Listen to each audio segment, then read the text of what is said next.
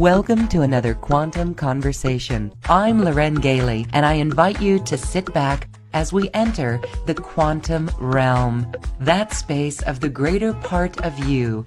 It is your connection to infinite possibilities, infinite potential, and infinite mastery.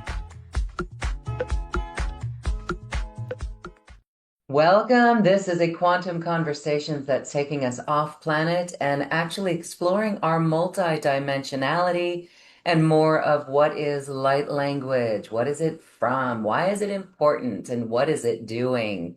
My guest today is Altea Lucretia. She is a beautiful, beautiful multidimensional channel and an ET contactee. And she's here to also share on timelines. So much information coming through this beautiful soul today. Hi, Altea. How are you? Welcome to the show.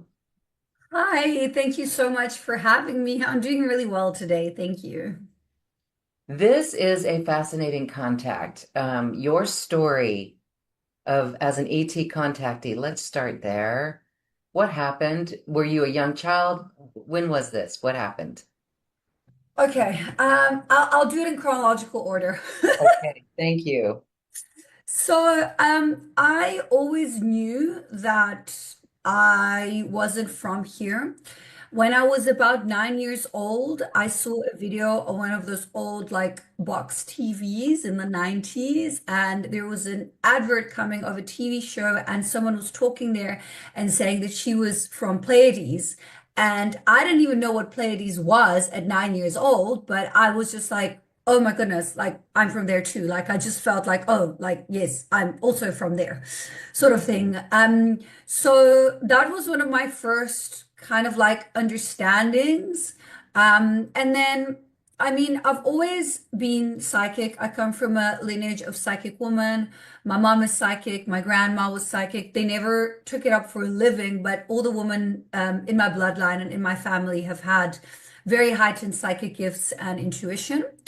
And I've had a few different ET contacts. Well, I'm consistently in contact with my higher version of self and galactic family. So that would be kind of like your third eye, your higher chakras contact. But when it comes to more 3D earthly contact, I've had a few different ones. I was taken up on the ships when I was about 3 months old.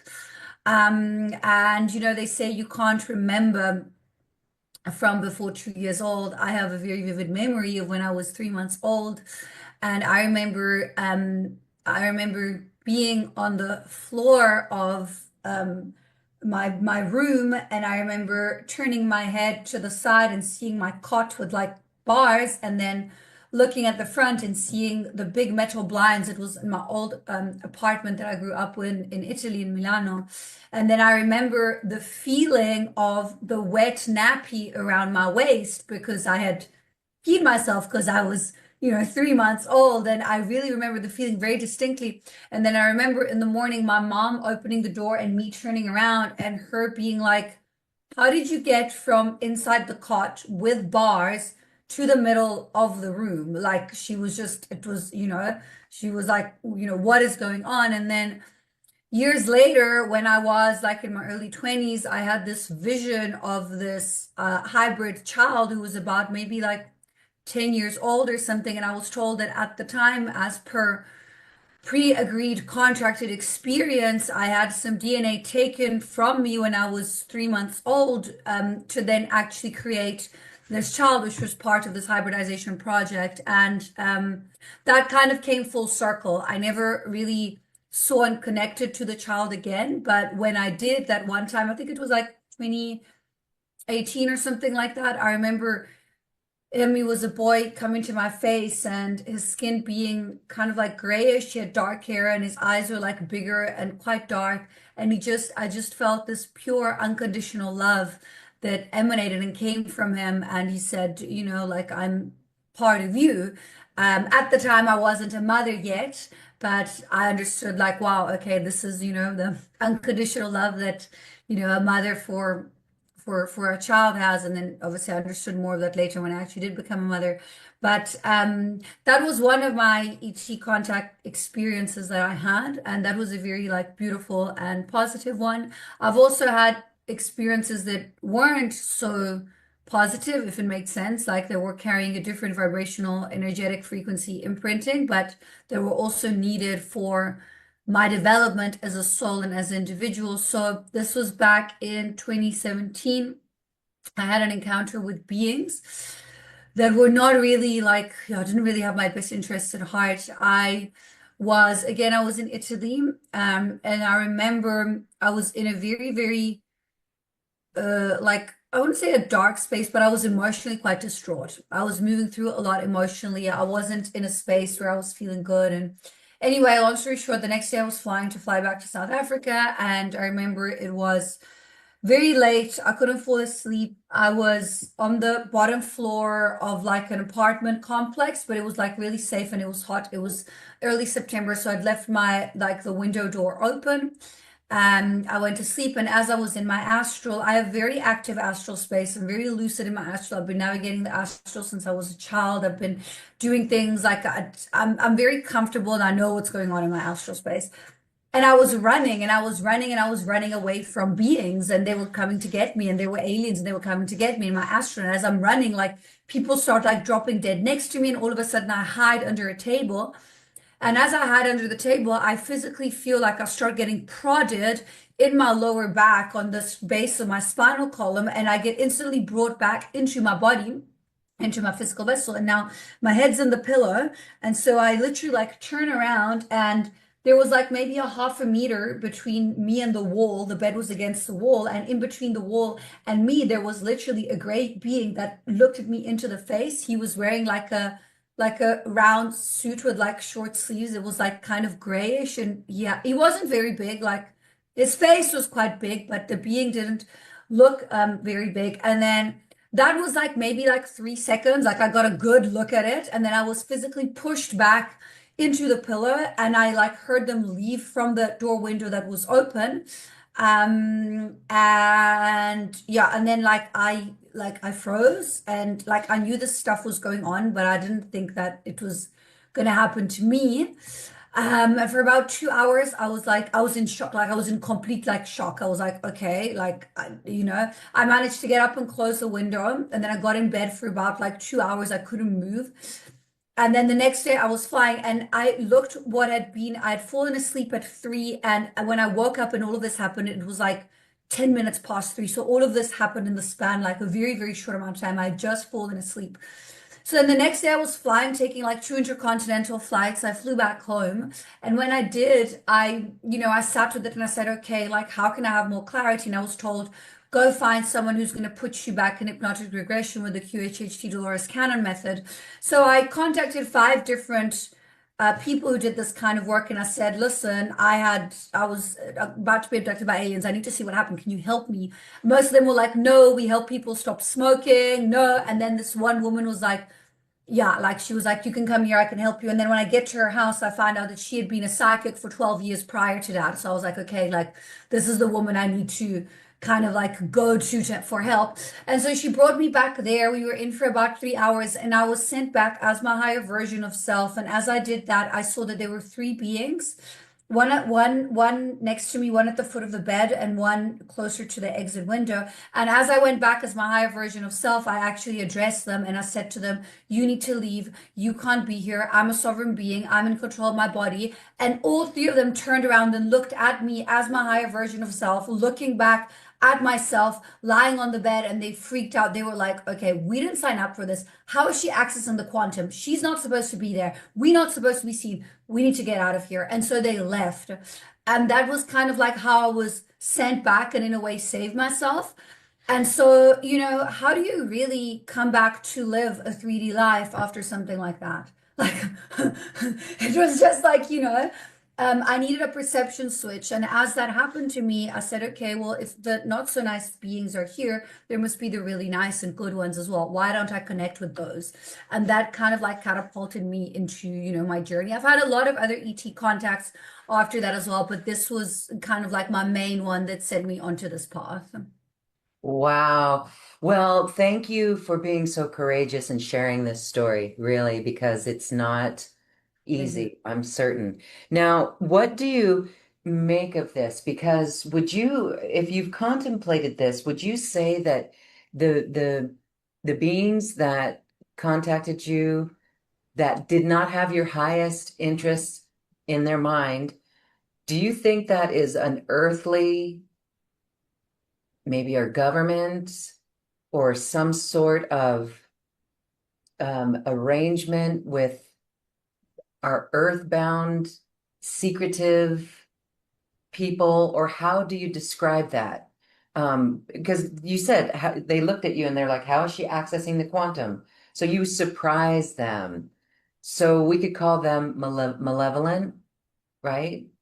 Uh, Or not the kind. well, I think every being is serving their purpose in one way or another. What I was told was that th this was a pre-contracted experience so that I was supposed to have. But what they thought they were doing is they were actually like moving through houses and places and trying their luck and seeing who they would have been able to, yeah. But because a city like Milano is very, very much asleep, like the priority is, clothes and appearances and, so the consciousness, I mean, it's getting better, the whole of Italy, but and I was then told that they can actually move quite freely there through the subway because there's all the underground different, yeah. And I started seeing them after when I was in and out of the subway. I would actually like see beings because I was able to then see through the quantum. So I think that there's definitely some kind of agreement that goes on. I know mine was a pre-contracted experienced agreement so that I could, have this perception shift. So I don't think that anything that isn't supposed to be happening is happening, if it makes sense. But I do believe that people, should work on raising the consciousness and their awareness as per, is it, the government, it can be anything, you know what I mean? I do think that these beings definitely have their own agenda. They definitely did not expect me to be as evolved as I was. And that's why they were like, actually, no, we can't be seen, like this can't be happening, like we're gonna get in trouble, sort of thing. So there's definitely, more like a structured hive mind that's at work behind it. Wow. How do you not freak out by something like that? Because here you have, so when you were a child, that was more, that also was a contract, pre-contract. How do you, like, did you freak out at that? Or, you said it was a perspective shift. And so what do you make of that? How do you, I mean, like, how do you go on and how did you have fear around any of it? Well, I did, but then I understood that I'm more powerful than anything. And once you remove yourself from that vibrational frequency match, nothing can touch you ever. There You you just rise above it with the frequency. So once you learn how to do that, like there's no need to have any fear anymore. Wow, that is very helpful because it's so ingrained in our body from our programming on this planet that we feel fear. And so many people would just go into that fear. Do you think that that's a program? Yeah, that Yeah, could be a it's all program fear. to make us go into, Yeah, yeah. yeah. Do you think that you're a hybrid Mm, or you were You just mean, part to bring in hybrid? you mean from like a physical genetic DNA perspective or from a soul perspective? Oh, there's the difference. There's Yeah. a difference. Well, yeah, one's the physical and one's the soul. One's the I can't. body, and the other one is. Okay, so then would you say that humans are human souls are hybrids? Well, I mean, a lot of humans who are here at this moment of time have had lifetimes on other planets, and existences and lessons on other planets, and then chose to come here to assist. Some of them are very earthly based beings who've mostly lived here. From a genetic and DNA perspective, we all have a lot of different DNA within ourselves from different beings. So to an extent, we are all hybrids. We all part of, the evolution, and we're all evolving in the evolution process is kind of standard. It's here, it's on other planets, the way that it's happened in all the different galaxies and planets. It follows some kind of protocol and structure, for where we are at. But with regards to Earth, I think it's very special because there is such a big mixture of, galactic baseline imprinted souls that come here and do cool to do it. Okay, beautiful. So, this is so fascinating because here you are as a spiritual teacher, right? You are a multidimensional channel. You are so tuned into your galactic, and we as humans can look up to someone like you, or we can learn from you. You're a way shower for all of us. What is the necessary requirement for us to do to move into this awareness? What would you Mm. say that we have to do? What's important? So first of all, anyone can do what I do. Like, I'm not special. I just practiced for longer. It's like a sport or exercise, or, the more you do, the better you get at it. Everyone has a channel, everyone has an energy field, everyone has a soul. You can all connect to your galactic family, your higher version of self and whatnot. I think it comes down to the being present in the now, the being grounded. Because if you're too busy worrying about the past or the future, you're going to miss the connection. You're going to miss the opportunity to take aligned action in order to move into a space where you are more aware, you are more present, you are following your divine organic blueprint, you are following your source mission and consciousness and soul purpose. And again, we're infinite beings of light. So a lot of the time people come to me and they're like, oh, what is my mission? What am I doing here? Give me an answer. And I'm like, I can't do that. Like, no one can do that for you. You can choose. Yes, we've had lifetimes where so I've done what I'm doing now in many, many, many lifetimes. So for me, it was just a matter of remembering how I've done it before so that I can, do it and navigate it and apply it to this specific moment in time within the ascension and awakening process of the planet. But really, it's just about being kind, being gentle, being compassionate, staying present, and being a good human, while still loving and respecting yourself and having firm boundaries. And if you're able to do that and speak your truth and navigate from integrity your life, then everything else will align. And whatever being from the highest dimensional densities you want to connect to, you can just ask. So yeah, I think it's really just practice and having knowing the tools and knowing how to use them.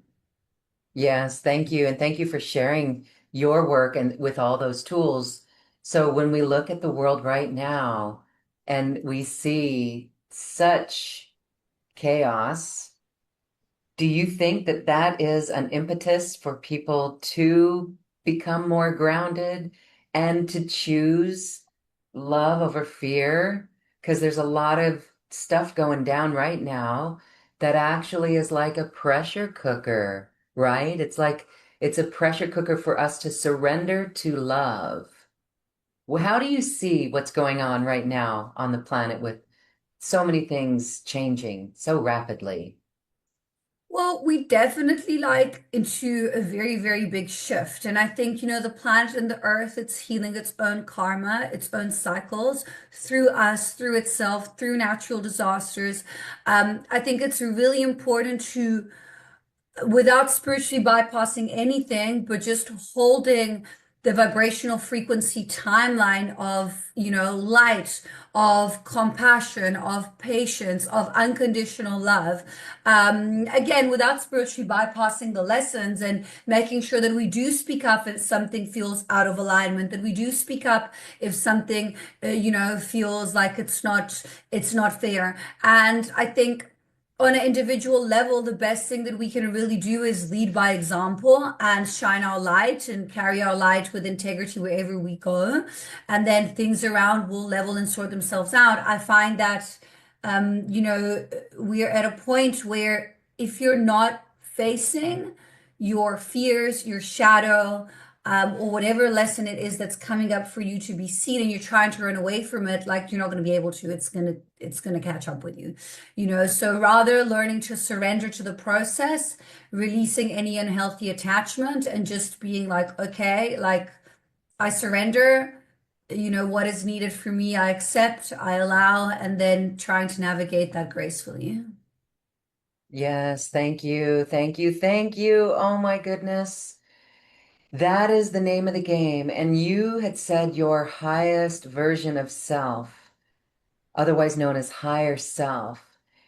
And you've always been connected. Like when you were a little child, you were always connected, right? So can you share when you really connected more with your higher self? What part of your life did that really make a lot of sense to you, or your awareness that you were seeing your highest version of self? What age were you? Can you share? I think it must have been around my Saturn return, so like in my mid to late 20s. I mean, when I was doing psychic work as a child, I would get like prophetic dreaming. I would be sent into like these spaces and do energy healing already at like 9, 10, 11, 12. I didn't know what I was doing, but I knew that I would have to like put my hands and then light would come out. Then I would have to perform like exorcisms on people when I was like 13 in my astral space without really knowing, and then coming back and being like, oh, okay, okay, that just happened, and thinking that it was just the horror movie that I saw when, you know, years later I was like, oh no, actually they were already putting me to work, you know. I had like a phase, I think around my early 20s where I was suppressing a lot because being so emotionally open, I was feeling a lot and I was picking up a lot.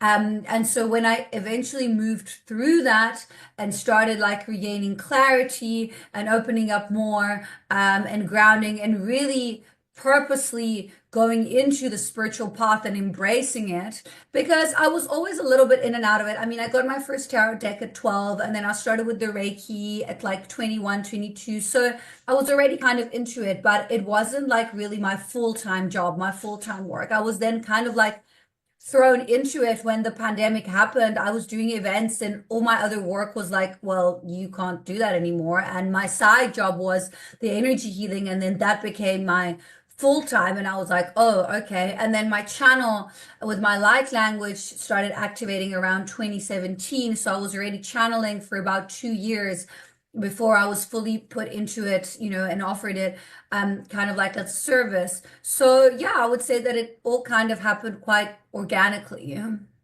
Yes, and I love that story, Althea, because here it is.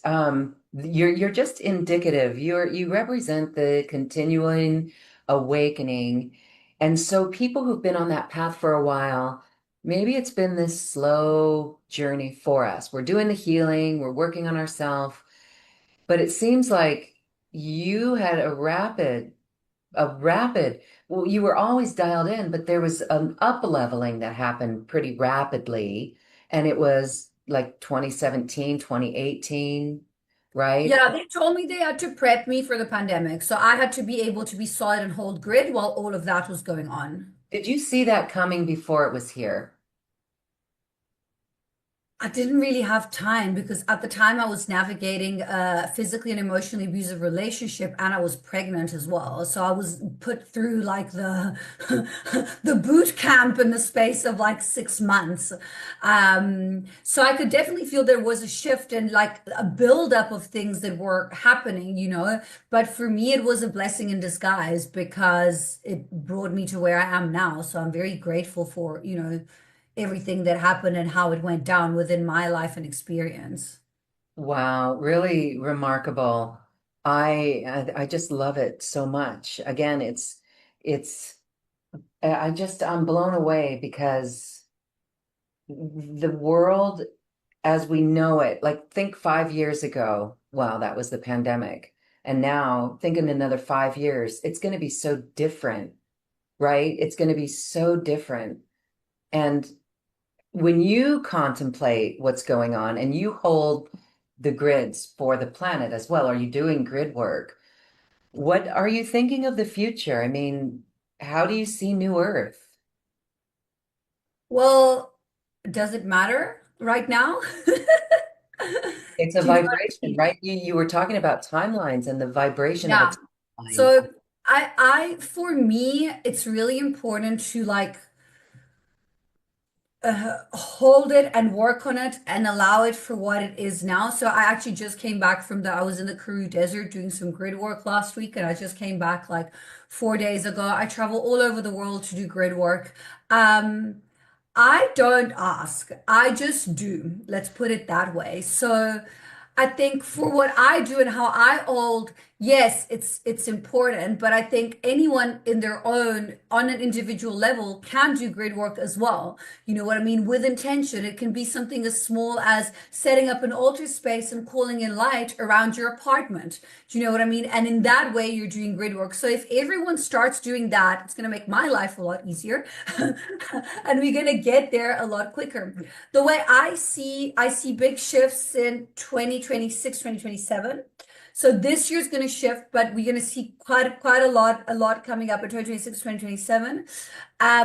Also 5 years from now as well, also a lot is going to have changed and shifted.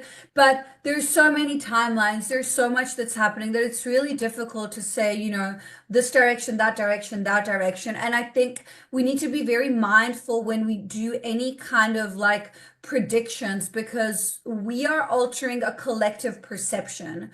So you also don't want to say something and then it creates something. Do you know what I mean? It's kind of like for me, I really try to say, yes, I'm doing the work, I'm bringing the light, I'm doing the grid work. Where am I going? Where is it going? I don't know. It's going to a better place to where we are now. That's all that matters for me. Just working on raising the vibrational frequency. Wow. Okay. Thank you for that. That's so good. We are just raising our frequency. And I know that there's light workers out there that get tired of the work and actually just want to be in joy now. And so what do you do if you ever get tired of that? Or have you had that? Or you're Um, so no, but then. yeah, I don't really use my physical vessel to work. Like I do, but not really. I've got a team of about 300 beings that work with me and for me. So I'll create the space, I'll use and they'll come in through me. And yes, like I'll be tired, but I don't, it's not me and my body and my human being. Do you know what I mean? Like I operate in all these different levels so that my physical and human can still live her human life while doing this type of work. It's taken a lot of years of practice to be able to do this.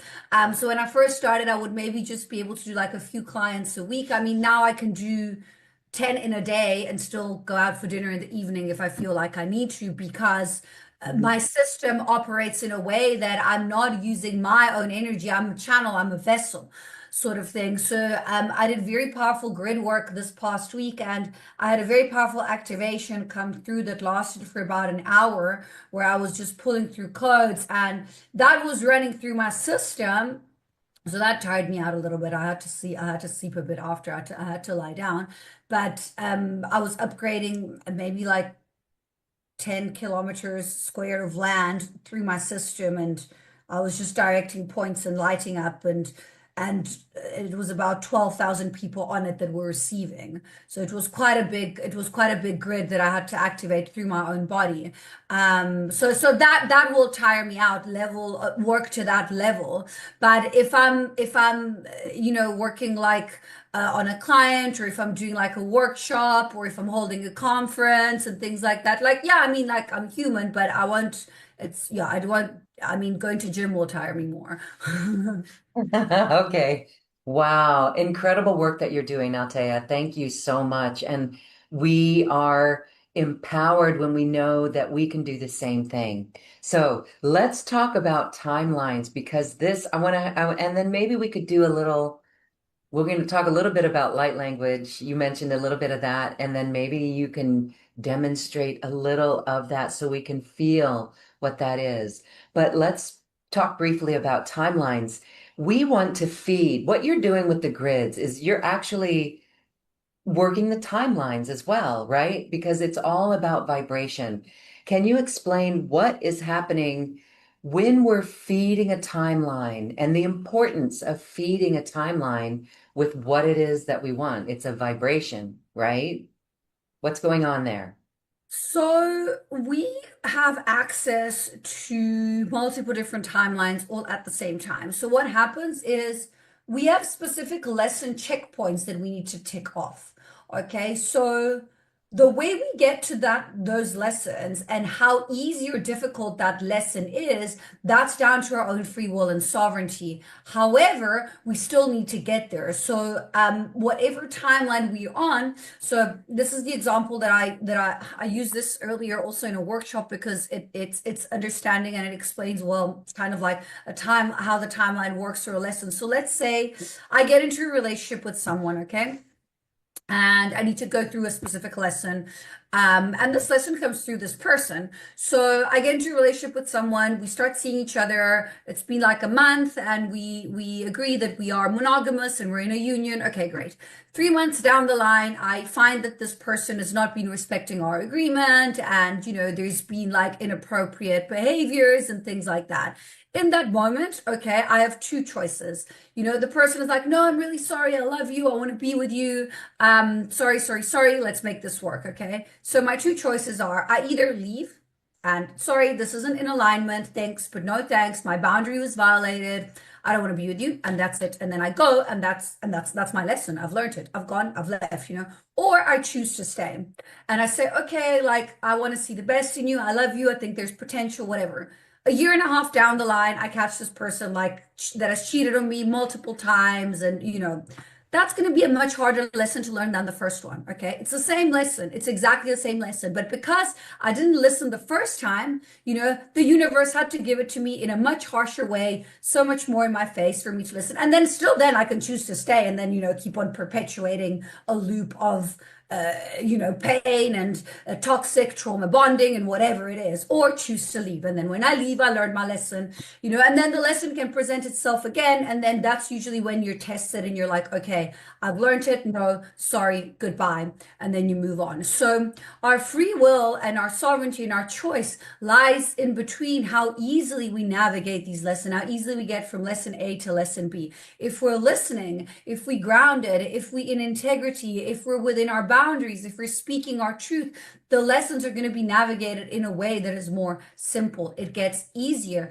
If we're not listening, if we're going against our better judgment, if we're not in integrity, if we're people pleasing, if we're not speaking our truth, if our boundaries aren't firm, and all these things, if we're trauma bonding, then the lessons are going to be a lot harder. So this is the timeline choice. Taking aligned action will bring you into the highest expression of your organic timeline, which is where you want to be. If you are taking action in a way that is not in your truth, that is not in alignment, then that will take you off what is your highest organic timeline and into a side road. And sometimes you can do this and then go back here and then go back there. But ideally, you want to try and stay, in the timeline that is set for your highest alignment. So I don't know if this explains it a little bit. Yes, it explains it a lot. And so choice, choice, choice, choice, and being, as you said, in alignment and grounded and listening and making the choice out of love.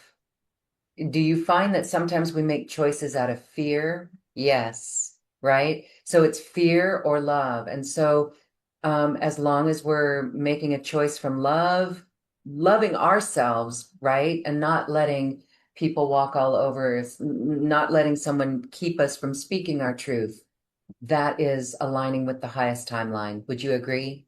Well, I would say more choices out of integrity and truth. Yeah. Love also is a byproduct of it, but I would say that it needs to be more like in alignment with your integrity and your truth, because you can have love but not be firm in your boundaries, and then that's counterproductive.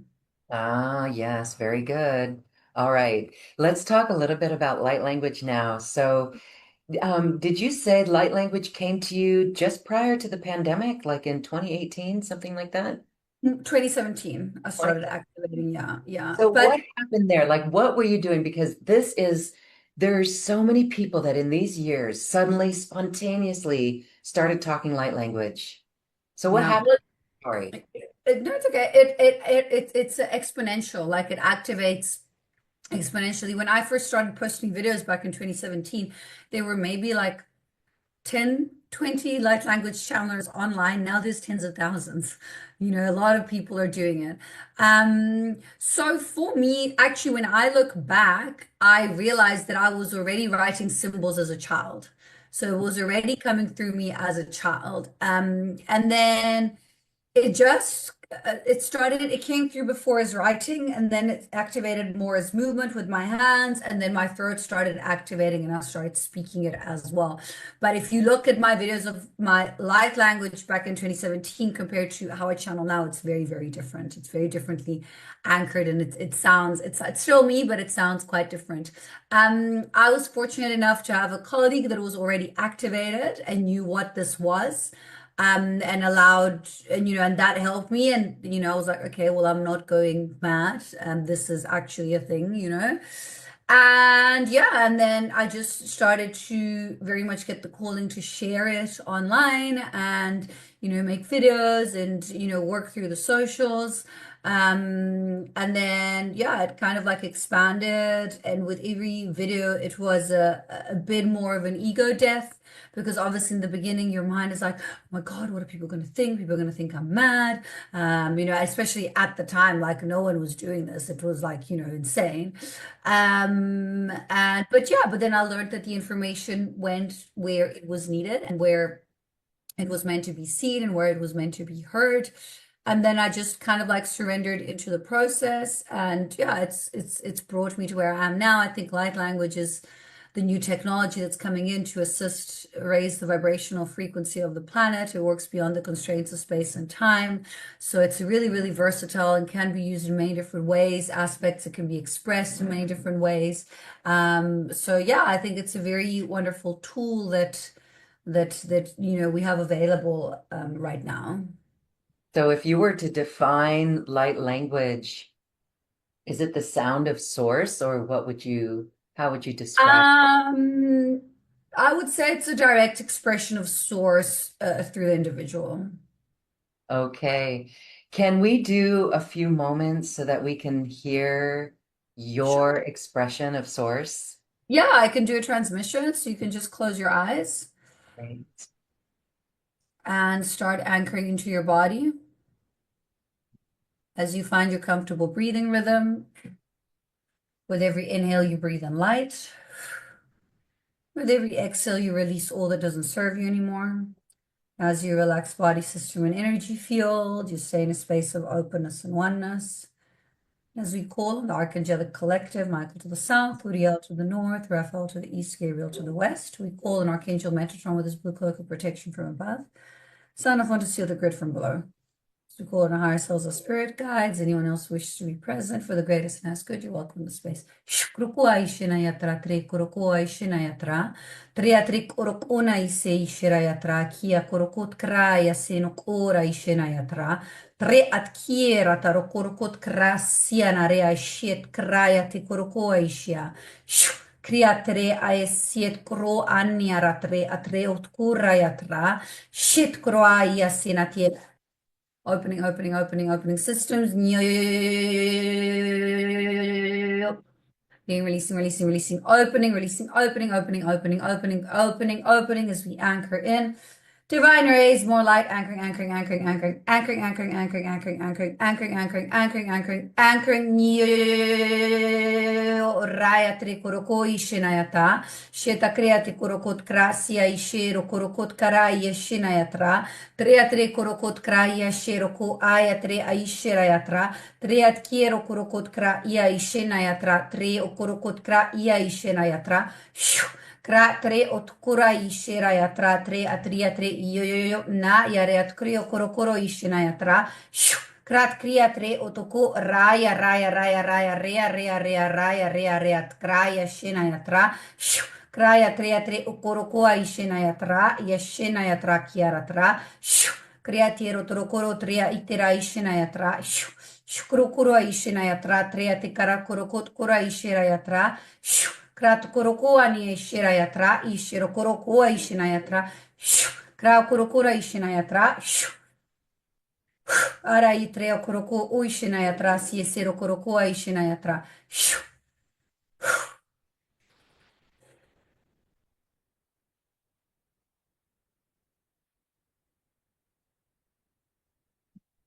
Now you can gently start anchoring back into the body and back to the physical vessel. Yeah, ideally keeping the eyes closed throughout the process. Whenever you feel ready, you can come back to the now and the present moment and anchor in. How are you feeling? I'm feeling buoyant and uplifted and actually crystal clear. Why do I feel crystal clear? It's probably just cleared stuff that was in your field that needed to be released. Wow. So this is how light language works, and this is what it is, and it's always so different. And you said earlier that it knows what to do. So for my experience, and then someone else receiving it, they could feel something totally different because Yes. it's like scalar energy, isn't it? It's scalar, God source energy. So that is so magical. I just can't wait for science to show up and confirm what's happening with light language. Like I can see that day. Hopefully in another 5 years when we look forward, science will say, yeah, there's something here. There is something here. Do you think about that at all? Science and Um, confirmation of what we're doing?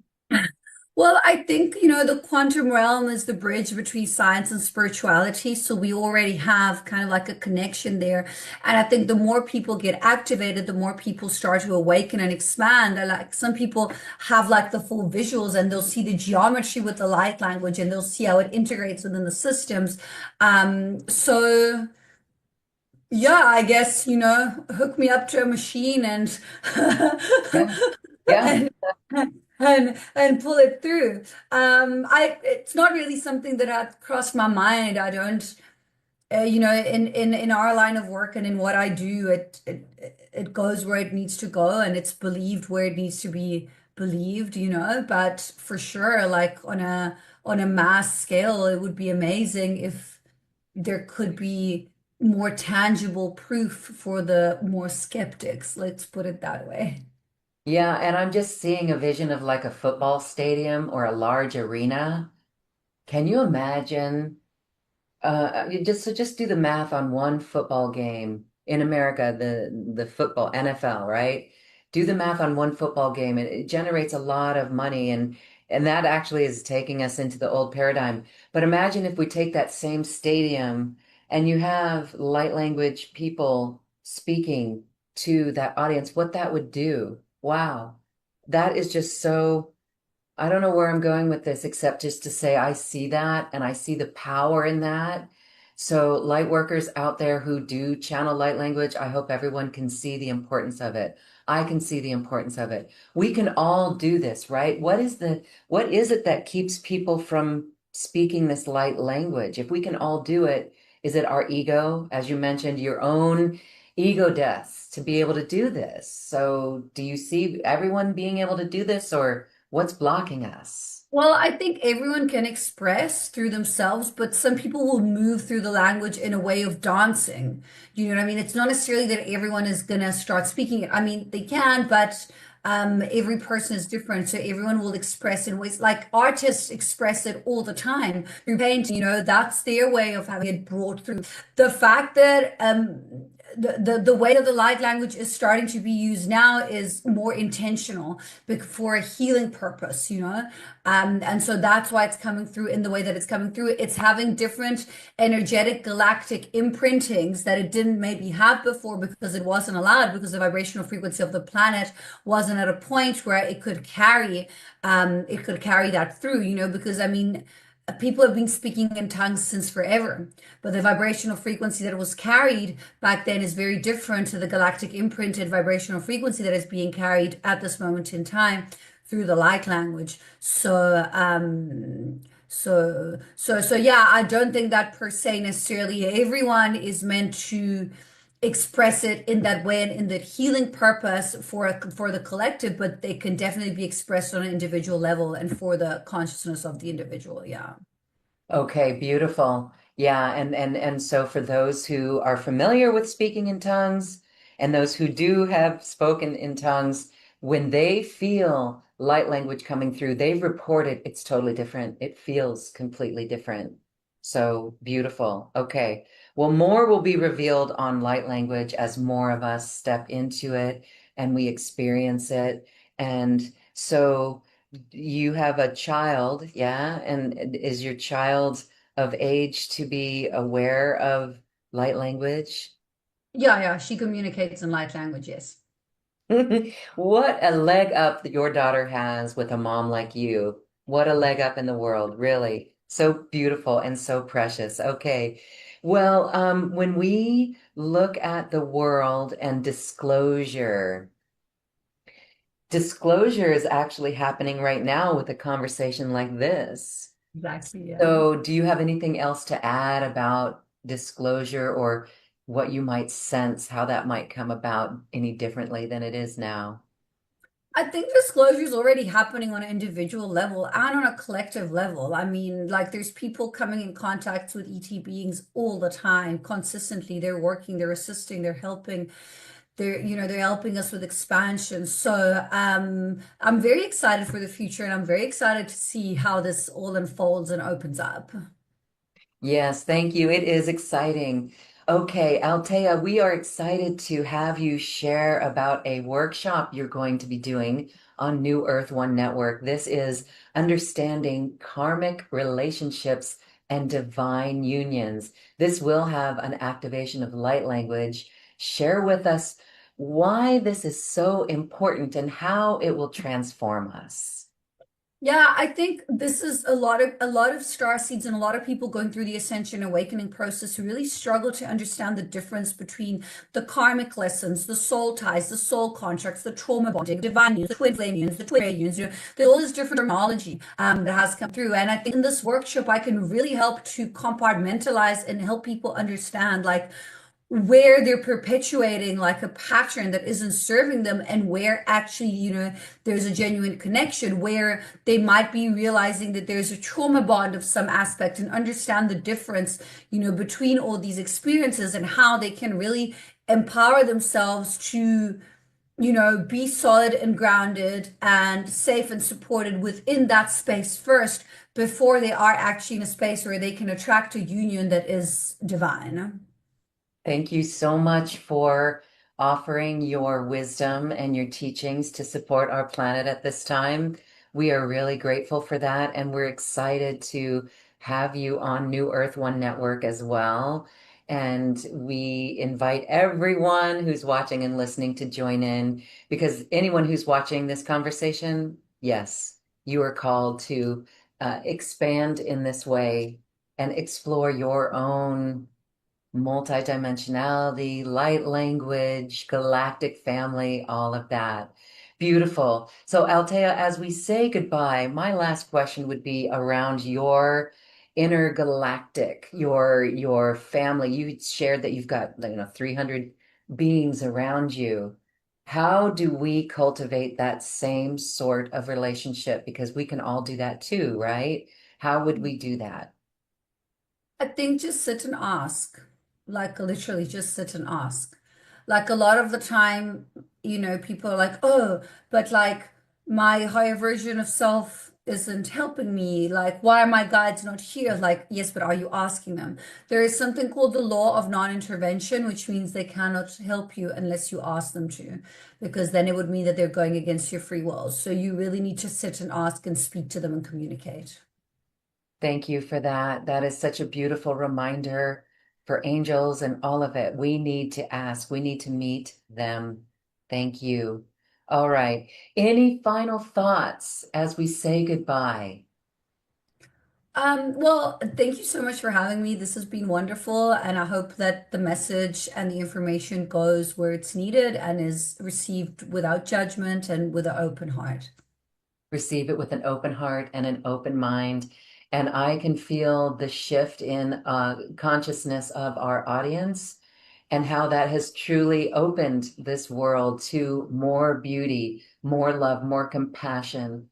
And so I thank you, Althea, and I thank everyone for watching.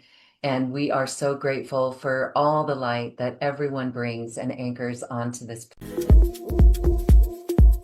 Thank you for listening to this quantum conversation, and thank you for dancing with us to the cosmic heart. As we raise our own vibration, we raise the vibration of the planet. This show is dedicated to you and all awakening hearts, as we are here to shine our bright light and amplify our love. I'm Loren Gailey, and from my sacred heart to yours, I honor your magnificent love and light.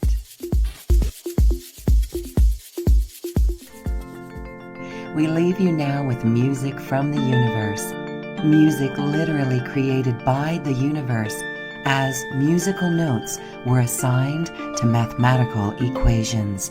The result is this beautiful music, available at acoustichealth.com. Namaste.